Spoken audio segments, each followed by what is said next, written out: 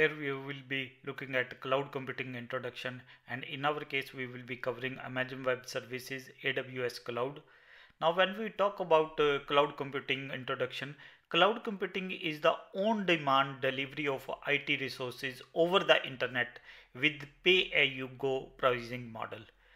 And you do not need to purchase, own or maintain server and data centers. Now traditionally what we do when we have to launch servers, what we do first, we purchase the server, then we install the operating systems, then we launch the services, and at the same time we also need certain networking devices, then we need to deploy backend databases also. So everything we have to maintain in-house and or in our data center. But when you are using the cloud computing, no need to purchase, own and maintain servers and data centers. You can create and access computing resources, storage resources, networking and database resources from anywhere. Anywhere mean it could be you are sitting in the office, you are traveling, or you are into some restaurant, or you are at some beach, from anywhere and anytime, 24 hour and 365 days a year. That means anytime, and by using any device, you can use the laptop, you can use the tab, you can use the desktop, you can use the smartphone, and whenever you need them.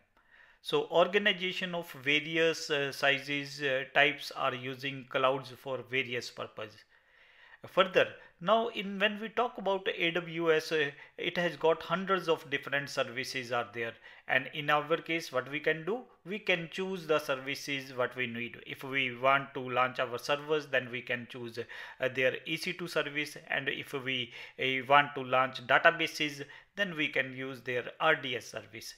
And what is the advantage? That means we can select the services, and what we can do, we can launch those services or access those resources anytime for any duration. Sometimes in my case I like to do certain advanced experiments. For that I need certain servers for 2 hours only. So what I can do, I can launch those servers for 2 hours, then when I do not need, I can just terminate those servers.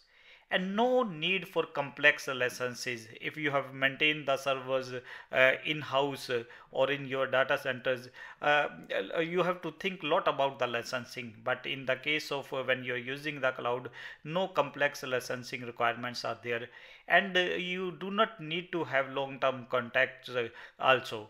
Then what is the other advantage? Like water and electricity utility, you pay for what you use. If we are not going to use the resources, we are not going to pay for anything. The amount of resources we are going to use, according to that we are going to pay for those resources.